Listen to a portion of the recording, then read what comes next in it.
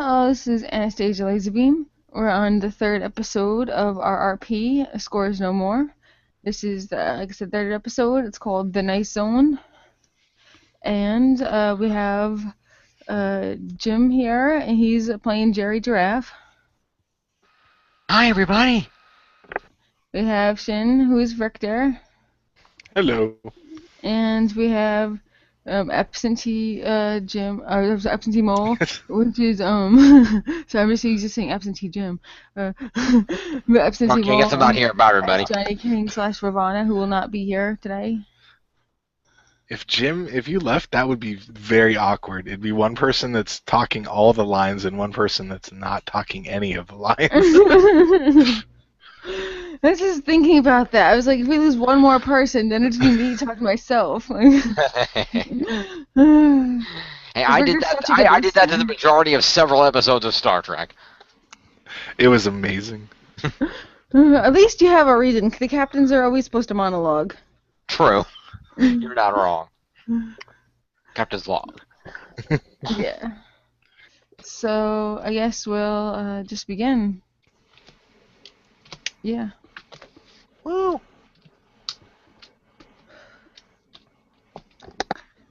I run through the list of characters with the skills and qualifications associated with the ability to decode the black box, and it doesn't look good. Most of the game station scientific, engineering, mechanically enhanced community comes from the newer, flashier, high-res games. Most of them only care about how graphics look or pixel counts, and don't have many positive interactions with the rest of the community. You may have heard the name of the other citizens of Game Station have called them PC elitists. Because most of the game worlds have been erased, have been of a low pixel count, they don't feel that they need to help us because they feel safety in their own worlds. This won't do it all.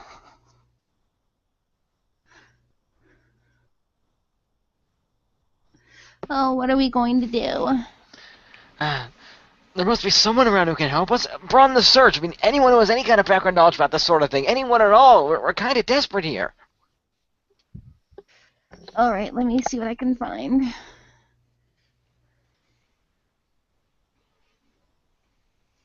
The group gathers around the information terminal.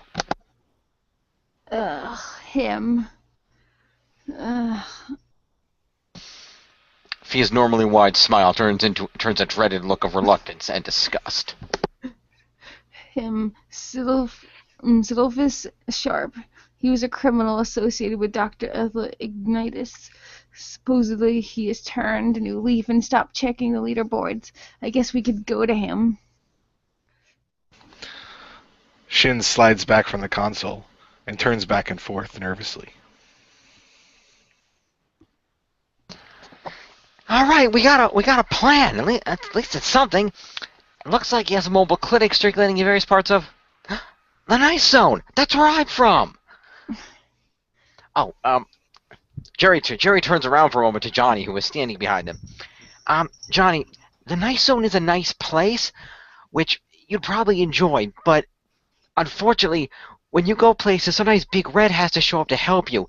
And I know you know he's a friend, and the rest of us know that he's a friend, but I think the people in my world might find him scary. Kind of like you find the monsters that invaded your world scary.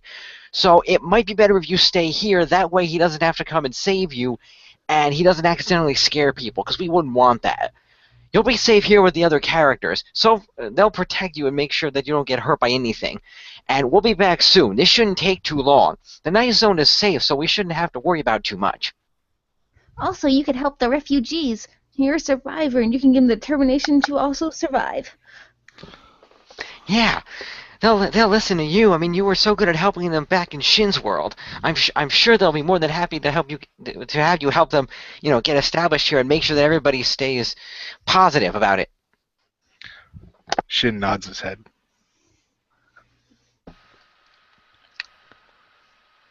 Alright, let's head to the Nice Zone. Yeah, that's where a lot of the children's and other edutainment games are. The group heads through the north side of Game Station. They come to a large room lined with the game gates in rainbow colors. Oh, this is one of the alphabet games. We'll make a stop here first before we head over to mine. I have a friend here who could probably tell us what's going on. He usually knows everything that happens in the nice zone. Will he He'll be be able able to to tell us? he'll be able to tell us where to find Mr. Sharp. Okay, that sounds like a plan. The group enters the red gate.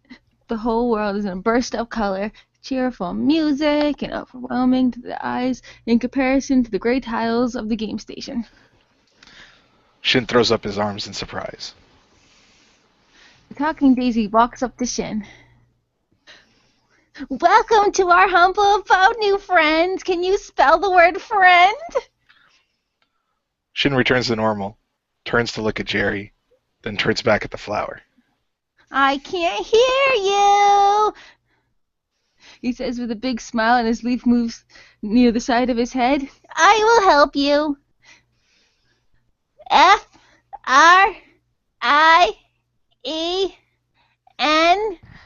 All right, Craig.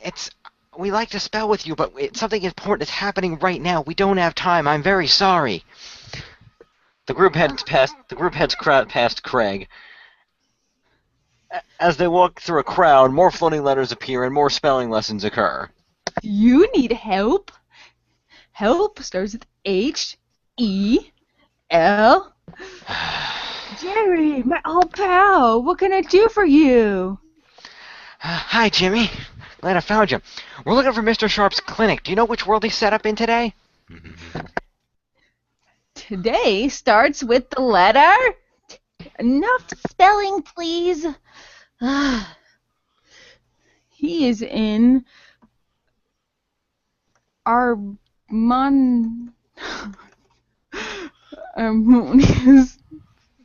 What was it? The name of your world, Jerry. Adventures in Avalon, silly. Yes. That's helpful. At least they'll be able to help us find our way around. And I haven't been there in a while. I need to see what's going on anyway. Okay, he's like open till 5. Good. Thanks a lot, Jimmy. Come on, you guys. The crew heads back down the path, continuing on their journey. Thea and Shin see Craig the Daisy open his mouth to speak and make a rush towards the gate. They are stopped by Craig blocking the gate. You haven't spelled a single word. One word since you got here. You want to leave, right? Just spell the word exit. Come on, just one word. Just give me one word. Fine, one word. Guys, just help me out here. Fine. Shin shakes his head, shrugs, and then pumps his fist with each letter spoken of the word. I guess that'll work. E-X-I-T. You don't know how good that feels, man, Jerry. I owe you one. Oh, that's so good. The group leaves through the portal, silently judging Jerry. Why are you judging me? I think you might have weird taste in friends. Hey, Jimmy's my friend. These other guys, they're just here. They're nice, and I like to help them out, but trust me, even the people from my world, yeah, not a lot of us don't come here that much. Okay. Jerry starts up his own world's gate. A group enters the portal. Jerry tells them a little bit about his world. All right, welcome to Avalon. So, this world is peaceful, and there's magic here. That's why you might have seen my staff was able to do some different things while we were helping the villagers. It taps into the magic of Avalon. The magic has kind of been imbued in everything, but my family has always been able to channel it, and that's why we served King Lionheart to help protect the kingdom by using the magic and guarding it from evil. Unfortunately, Madame Raven tries to steal it every so often, but I know I'll stop her and get my sister back soon. But we have more important things to worry about right now.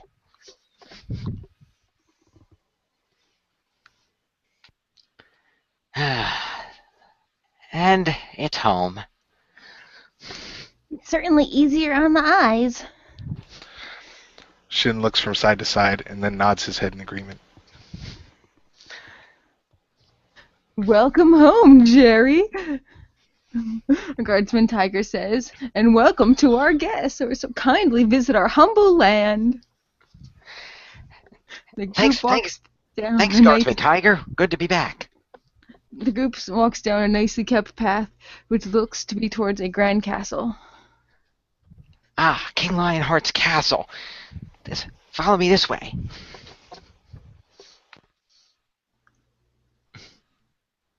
Right before reaching the moat surrounding the castle, Shin stops and then points off in the distance at a tent. There is a man and a table with very specific looking electronic tools and a woman bear in a pain lying on a cot. The man puts a device on the woman's head and begins typing on a computer. Moments later, the lady bear seems to be at ease and more relaxed. Oh, good.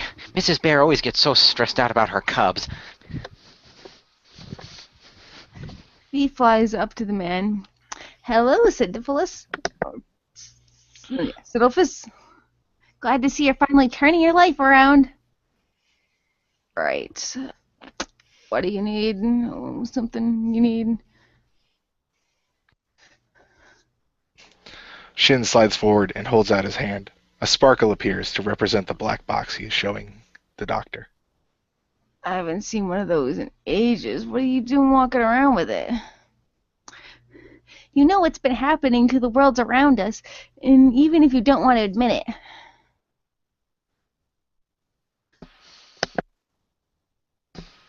Now, Mr. Sharp, this is your chance to tell us how to stop it. This is the black box from Shin's world, the only piece of his world that was left.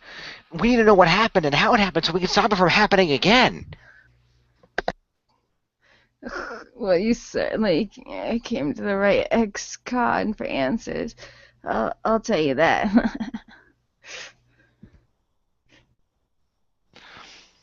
Shin slides over to hand him the box. He puts his arm down and slides back. Stops, slides back, clearly nervous about the situation.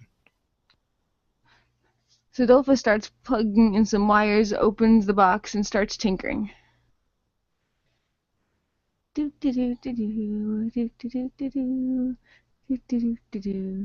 few minutes go by, and the group starts to get a bit restless.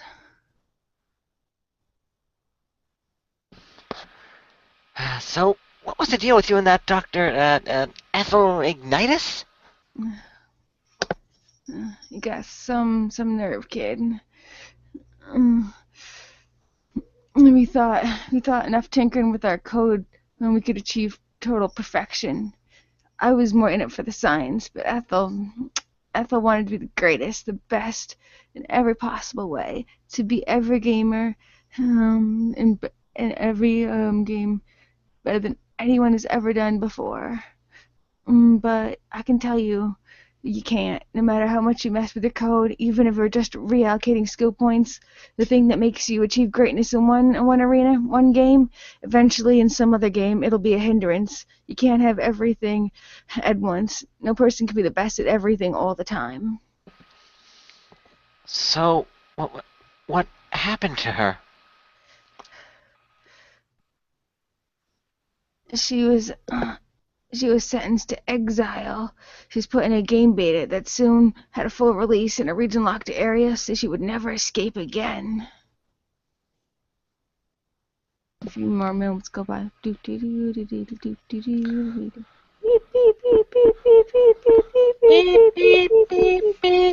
By the power of Ralph H. Bear, may you guide me in this apocalypse upon us. The end. And that's the end of this particular episode. Yes, that's appropriate. Sorry, I didn't get to the effect button in time. No, it was good. I had to switch back over from the chat. So yeah, it was That was short episode. Yeah, that was kind of short, but it worked. Yeah, but it was a little more light and happy than the other ones. A little bit. So it's good to end on a positive and fun note. Indeed. So yeah, I hope you enjoyed that particular episode. I'm happy that I got all the voices right. Yeah. And I'm happy that Jerry got some dialogue. Yay! Fist pump. Yeah. But if you think the flowers are getting gratification off the spelling, you have problems, lady. Oh, they're getting really weird sexual gratification from it. But, you know. For some I mean, reason, like when I read the script at first, I didn't get that impression. Then when she voiced it, I could just picture the flower perfectly, like with the like days looking like the little bit of drool out of the corner of his mouth, and I was well, just I like, am a daisy yeah. man. Craig the Daisy. What do you expect? I was like, this got creepy. Yeah, see, when I read that to her, I made the point that it sounded like she ripped it straight out of Wheatley for Portal 2. Yeah. And it'd be funny that Jim's best friend is himself. No. No. I was gonna make him Jimmy Jaguar, but then Stacy pointed out to me that he was technically from the spelling world and not from mine, so we just left it vaguely Jimmy. Yeah. So, yes, I hope you enjoyed that, and you shall see the excitingness for next week. And I'm super sorry, Jim, for not even remembering the name of your world. I only typed it to you an hour ago, but fair enough. I tried to keep it simple. That's why I already knew the world was Avalon, so I just said Adventures at Avalon because it sounded simple and the name of an easy E for everyone game that people would be able to remember that would be catchy enough to make people want to play it. I didn't think Jerry Giraffe would sell as a game title. It's not as catchy as something like Crash Bandicoot.